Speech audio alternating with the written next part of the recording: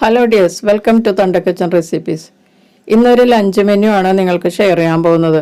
Items ഒക്കെ വളരെ കുറവാണ്, എങ്കിലും വളരെ ഹെൽത്തി ആയിട്ടുള്ളൊരു ലഞ്ച് മെനു ആണിത്. ഇന്നത്തെ ലഞ്ച് മെനുവിലെ സ്പെഷ്യൽ ഐറ്റം ഫിഷ് ഫ്രൈ ആണ്. അപ്പോൾ മീൻ മാരിനേറ്റ് ചെയ്യാനുള്ള മസാല അരപ്പ് നമുക്ക് തയ്യാറാക്കാം. മിക്സിയുടെ ചെറിയ ജാറിലേക്ക് 5-6 പച്ചമുളക് ചേർക്കുക, 1 അല്ലി വെളുത്തുള്ളി ചേർക്കാം, 2-3 ചെറിയ ചുവന്നുള്ളി ചേർക്കാം. ഇതിലേക്ക് 2 കഷ്ണം ഇഞ്ചിയും കൂടി ചേർക്കാം. 1 ഇഞ്ച് നീളത്തിലുള്ള 2 കഷ്ണം ഇഞ്ചിയാണ് ചേർത്തത്. 1/2 ടീസ്പൂൺ കുരുമുളക് പൊടിയും ചേർക്കാം. പിന്നെ 1/4 ടീസ്പൂൺ മഞ്ഞൾപ്പൊടി, ഇതിലേക്ക് ആവശ്യമുള്ള ഉപ്പ്, 1 ടീസ്പൂൺ വിനാഗിരി ചേർക്കാം. ഞാൻ ആപ്പിൾ സിഡർ വിനാഗിരിയാണ് ചേർത്തിരിക്കുന്നത്, പകരം ചെറുനാരങ്ങ നീര് ചേർത്താലും മതി. ഇനി 2 ടീസ്പൂൺ കുക്കിംഗ് ഓയിൽ ചേർത്തതിന് ശേഷം ജാറടച്ച് നല്ലതുപോലെ പേസ്റ്റാക്കി എടുക്കാം. ഇപ്പോൾ അത് നന്നായിട്ട് പേസ്റ്റാക്കി എടുത്തിട്ടുണ്ട്.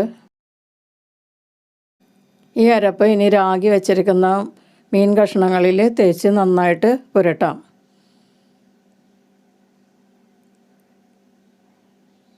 ഈ അരപ്പ് ഒരു പ്രത്യേക ടേസ്റ്റുള്ള അരപ്പാണ്.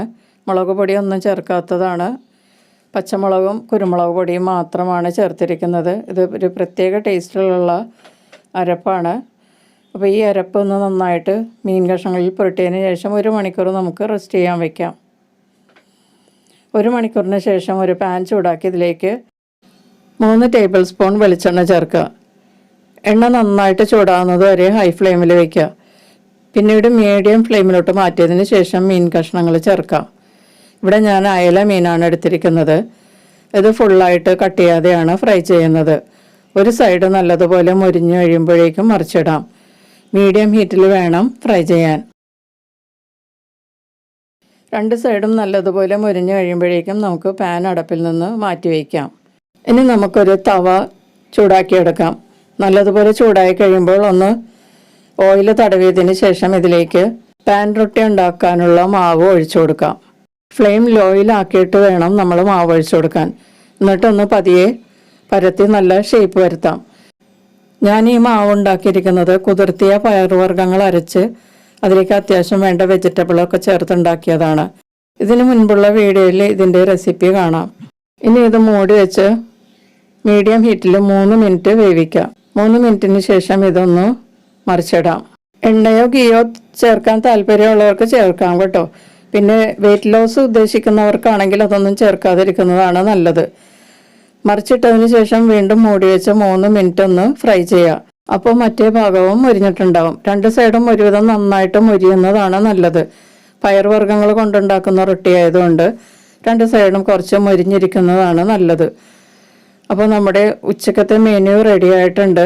നമുക്കിതൊരു പ്ലേറ്റിലേക്ക് മാറ്റാം. ഇന്നത്തെ സ്പെഷ്യൽ ഐറ്റം അയല ആണ്. അയലയിൽ ധാരാളം omega-3 ഫാറ്റി ആസിഡ്സ് ഉണ്ട്. omega-3 ഫാറ്റി ആസിഡ്സ് നമുക്ക് നാച്ചുറലായിട്ട് കിട്ടുന്ന മത്സ്യങ്ങളിൽ ഒന്നാണ് അയല. പിന്നെ മത്തിയിലും ധാരാളം omega-3 ഫാറ്റി ആസിഡ്സ് അടങ്ങിയിട്ടുണ്ട്. പിന്നെ ഒലിവ് ഓയിലും അതുപോലെ അവക്കാഡോ ഫ്രൂട്ടിലൊക്കെ ധാരാളം അടങ്ങിയിട്ടുണ്ട്. ഈ മെനുവിൽ വളരെ കുറച്ച് ഐറ്റംസേ ഉള്ളൂ എന്ന് ഞാൻ പറഞ്ഞല്ലോ. അപ്പോൾ അതുകൊണ്ട് കുറച്ച് റോ വെജിറ്റബിൾസ് ഞാൻ ഇതിൻ്റെ കൂടെ കഴിക്കാനായിട്ട് എടുക്കുന്നുണ്ട്. ഉള്ളിലെ കുരു കളഞ്ഞ കുക്കുംബറാണ് എടുത്തിരിക്കുന്നത്. കുറച്ച് തക്കാളിയും ക്യാരറ്റും കൂടി ഞാൻ ഇതിൻ്റെ കൂടെ എടുത്തിട്ടുണ്ട്. റോ വെജിറ്റബിൾസ് കഴിക്കുന്നതും വളരെ നല്ലതാണ്. ധാരാളം വിറ്റാമിൻസും മിനറൽസും നമുക്ക് ഇതിൽ നിന്ന് കിട്ടും. അപ്പോൾ വളരെ സിമ്പിളായിട്ട് ഉണ്ടാക്കിയതാണെങ്കിലും വളരെ ഹെൽത്തി ആയിട്ടുള്ളൊരു മെനു ആണിത്. അപ്പോൾ എല്ലാവരും ട്രൈ ചെയ്ത് നോക്കുക. നമുക്ക് വീണ്ടും മറ്റൊരു റെസിപ്പിയിലൂടെ കാണാം. താങ്ക്